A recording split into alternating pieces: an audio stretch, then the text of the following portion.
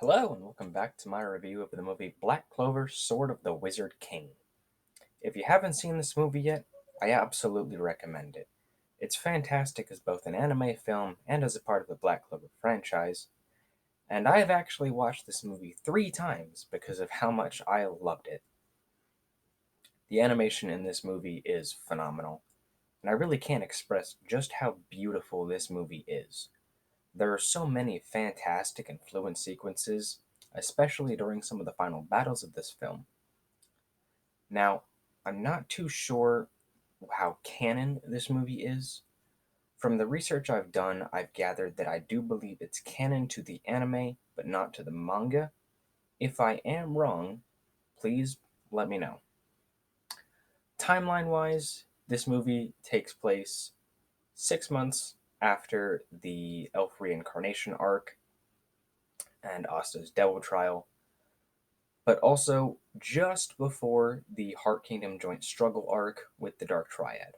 So it's right in the middle of there, but I do believe it's closer to the Heart Kingdom Joint Struggle and the start of the Spade arc. Now, I actually want to talk about the film, so obviously there's going to be spoilers ahead. The opening to this film was just wild. A lot of animation here was absolutely fantastic, and a lot of Julius's interactions with Conrad were very fascinating to see, as well as getting to see things like younger Yami. Conrad was a real beast, and I think that this was a fantastic introduction for Conrad's character. The only thing I didn't understand here is why Kaiser is here. Now, it's entirely possible that he was the Purple Orca captain before Goldre, and he just filled that role after he turned traitor. I just personally don't remember that. Now, in the present day, we open with a festival taking place. And I had thought that the plot of this movie would center around this festival, very similar to One Piece Stampede. Now, obviously, it does not, and I am very happy that it doesn't. Overall, this film was far better than I was expecting, and I really just had an absolute blast with it. Now, I was really excited because I thought we were going to get to see Asta versus Yuno, and we kind of do for like one attack, and then it's cut short, which is a little upsetting, but what we do have here is interesting. The introduction of the previous Wizard Kings was done very well, in my opinion, and I actually stayed away from a lot of the material surrounding both these characters and their magic prior to the release of the film because I wanted to go into this one as fresh as possible. Of course, Yami and the captains showing up was very great to see, and we almost immediately leave this location though and go to the science branch, which a lot of very interesting things happen here. First is learning about Conrad's backstory. Now, this film, Conrad gets the most complete version of a backstory, but I still don't think they give you quite enough in the film. And we also learn about a sheath to the sword, which was something that I really didn't consider. And I found it to be very shocking that Conrad was already here in the science branch and he's already destroyed it. Conrad stealing Noel's magic was a very, very surprising scene. And, obviously this wouldn't remain permanent, but I really like what it brought to the plot, as well as Conrad as a threat, and to Noel's character. Asta versus Conrad was a genuinely fascinating battle, and while it's a very small detail, I really love the blue light draped over this entire fight and this scene as a whole. It's also incredible to see key magic in action. It's just fascinating, especially how it went up against anti magic and overwhelmed Asta. Not to mention the fluent and beautiful animation during this fight. I really love how Asta was fighting for Noelle and begging Conrad to give her back her magic. It was honestly a pretty heartfelt scene, and I really liked this moment. Now, Conrad offering to let Asta work with him is a very fascinating offer, and throughout the film, I absolutely love the parallels between Asta and Conrad. The Golden Dawn hideout was, again, another fantastic scene. I love Asta's speech here. It's definitely one of the highlights of this film for me. And this speech with the Magic Knights is right up there with some of my favorite Asta moments, right up next to the speech that he gives Patry in, I believe, chapter 200 of the manga. We then meet up with the captains and prepare for a counterattack. I really love this scene, everyone getting prepared for the counterattack together, everyone getting hyped up, coming up with a plan. I just do wish that Jack, Charlotte, and William got a little more involvement in this film, especially Jack, because I really like his character. Now, we do invade the barrier, and it's a very great scene. I just don't have too much to comment there. Jumping into the four major final battles, starting with Mario Leona versus Princia. This is my second favorite of the major battles. However, unfortunately, it is the shortest. But there was a lot of really exciting stuff here, especially Mario Leona basically being Wizard King level, which absolutely makes sense as she fought a demon that was very similar to the one that Lumiere fought, and he was the first Wizard King. And she also went toe to toe with Lucifero in her Hellfire form. We get some really great moments in this fight. One of my favorites is when Mario Leona gets stabbed and then she just smiles, grabs the sword, and then activates Mana Zone, followed by Calidus Brachium Purgatory. This is just such a metal moment that had me smiling from ear to ear, and it really reminded me of Kenpachi versus Tosen in the Soul Society arc. Now, we get a very shocking moment here. Actually, well, I would say the third most shocking moment for me in this film. We get to see Mario Leona use Hellfire Incarnate, and I do believe this is in the anime for the first time. I was just losing my mind with pure joy and excitement because I love her character and I love this form. And unfortunately, the next part of the battle is off screened, but we do get to see her. Well, we actually don't get to see her. It's implied that she fights against a giant mech that is just the size of a skyscraper, and we do know that she defeats it, based on what we cut back to later in the fight. Now, the next big fight here is literally all of the Black Bulls, well, aside from Asta and Yami, and not most of the Black Bulls, versus Edward. This fight featured a plethora of great combo attacks from the Black Bulls. My personal favorite was definitely seeing Luck and Zora work together in order to propel Luck to cut off the Construct's arm. And I think that this fight could give us a very good indication of what we should be getting with the events in the manga. Of course, there's actually more members there in the manga now. So hopefully that's going to be exciting. If you read the manga, you know what I mean. Noelle had some really great moments, especially at the end of this fight, with Gauche making the clones of her and fighting Edward's construct, and we get to see her use that giant sea dragon. It was absolutely incredible. And I also really like the conversation that Edward and Noelle have at the end. Now, Yuno and the captains versus Jester was very interesting. And I feel this is personally the only fight they were not going to win. I really love the sword choreography between Yami and Jester. And I also really appreciate the teamwork from the captains, especially the second time they worked together in order to do a combo spell. That combo spell being Dimensional Slash Scorching Light. It was just beautiful. However, I would like to really highlight just how powerful Jester was. He tanked a combo spell from three of the strongest captains, then took an attack from Yuno head on, and he just shakes it off, saying he doesn't need to focus on the barrier anymore. Now he can go all out. And that's what I mean. Like, I really don't think that the four of them would have won that fight if they'd kept going. Plus, we don't even get to see the peak of Jester's power. Princia brought out this skyscraper-sized mech.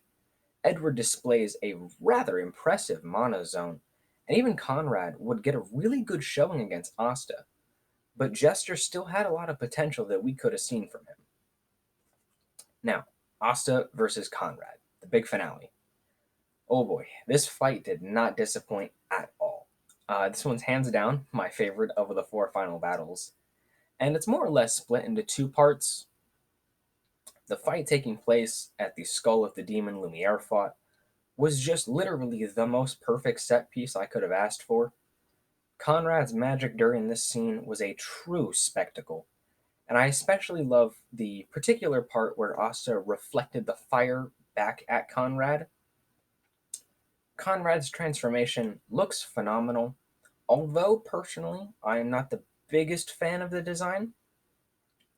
Then the sword choreography between Asta and Conrad from this point and moving forward is just beautiful. I really cannot express how much I love the sword choreography in this film. I also really like the scene where Conrad stabs Asta, and the two of them are talking about what it means to be a wizard king. And we end this conversation with the visual of Julius being stabbed. And I think that this moment with Asta and Conrad is meant to parallel that with Julius being stabbed and Asta being stabbed. And the next scene personally got me really hyped because we get to see Liebe. And this is where we get, in my opinion, the second most shocking part of this film to me. We get to see more or less a new form from Asta, and it's sort of a mix of things that we've seen before. So it is the rage form that he used against Dante. However, it has the red and black arm that he would attain later in the Dante fight. Now, to top all of this off, Asta isn't in a raging frenzy, he's just regular Asta, which I personally quite like. And actually, the rage moment against Dante is, one of my favorite scenes from the Spey Kingdom arc, and I'm quite glad that we don't get it again, because it really preserves what that moment was. Asta defeating Conrad, again, just beautiful. I really can't express how much I just love the animation in this film, and I actually thought that this was going to be the end of the fight, it's kind of over. But then Conrad gets back up, and we get my favorite part of this film. Conrad summons basically a small moon and intends to drop it on the Clover Kingdom. As a result, Julius and Yami show up, and Julius gives Asta the sword of Elsdosia. I'm not quite sure how to pronounce it, but it's, the Wizard King's sword, the, I believe, treasured heirloom of the Clover Kingdom.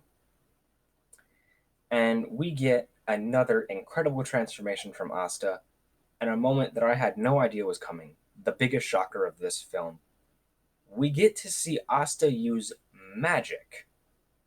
So his right half is anti-magic with the black devil wing, and his left half is magic with the translucent blue wing. This form looks incredible, especially with the contrasting color scheme that we have here. Asta flies up to go destroy this small moon, and in what I can only describe as absurdly ridiculous in absolutely the best way possible, he grows both of his swords to an unbelievably massive size and cuts this moon to pieces. He then hits Conrad so hard he knocks his soul out of his body. This was just an epic and very satisfying conclusion to the film. Also, we get to see Noct in a very small scene when everyone's giving their magic to Asta to help power him up. I love this because personally I really like Noct. The climax to this film was far better than I was ever expecting it to be. And by far, the most, well, I wouldn't say most surprising, but definitely the best part of this film was the Wizard Kings. They did not miss at all. From character design to magic to the actual characters and their narrative importance, I genuinely love all four of them.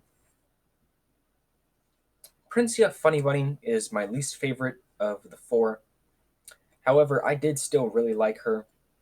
Her magic was much more versatile than I was expecting, and I especially love the armor that she uses against Mario Leona. And this applies to all four of the Wizard Kings, but I personally wish that we just got a little bit more of their backstory in this film. I researched a lot about them after watching the movie, and all of their backstories are very, very interesting, especially Jester's. But I just think that the film didn't quite give us enough to establish motivation for them. It gave us a bit of Conrad's, but really the other three were so bare bones. Maybe just one or two scenes, and I think Jester didn't even get that. So I just think that we could have had a little bit more to highlight the motivation of these guys as antagonists.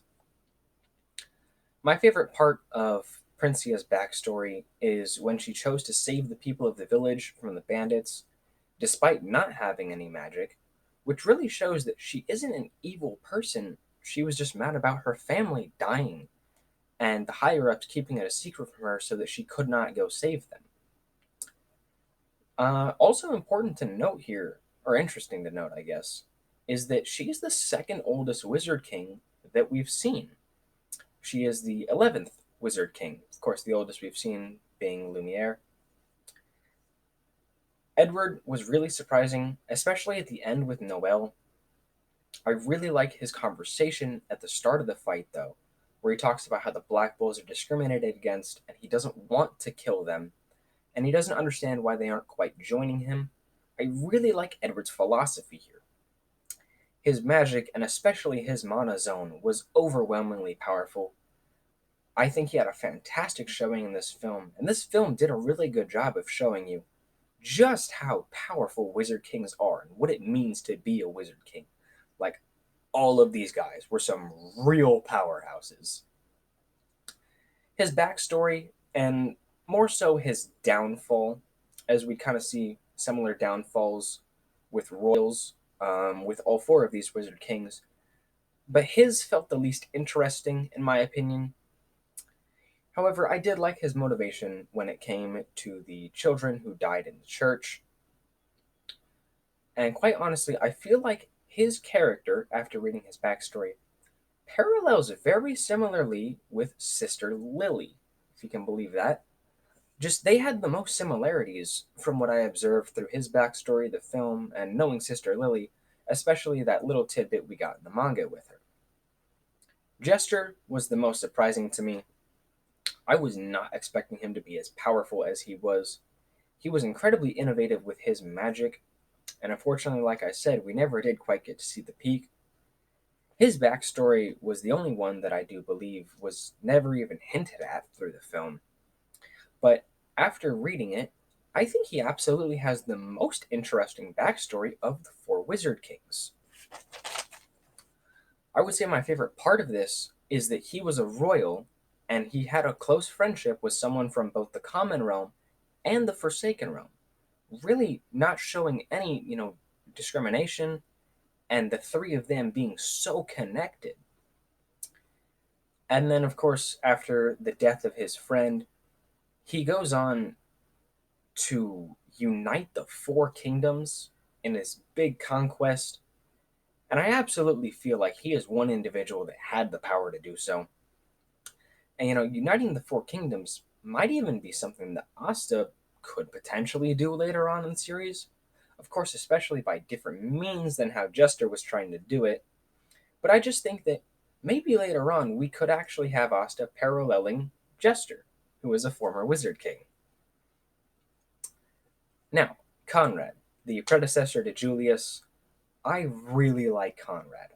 I think that he was fantastic as the primary antagonist of this film, and I just love, like I said, all of the parallels he has with Asta, especially even down to their childhoods and how similar their childhoods were. Key magic is a fascinating ability that I really wish we could have gotten just a little more explanation on, and the limits to it stretch pretty far, as in the science branch, Conrad even alludes to being able to steal anti magic, which that's just absolutely wild. I really like Conrad's backstory, and I think that it actually sets up a lot of great motivation for him and his goals throughout the film. Anytime he and Asta are on screen together, they just complement one another so well. And, like, I really wish we had just gotten a little bit more of Conrad and Julius, and maybe even Conrad and his wife, because Conrad's backstory is just, I love it. I think Jester has the most interesting one by far, but I would say Conrad's is probably my favorite of the four Wizard King backstories that we have, and I think that Conrad was just a phenomenally well done character. Overall, I genuinely really love this film, and I had such a great time with it. I hope that you all have a great day, and that's going to be all from me today. Bye, guys.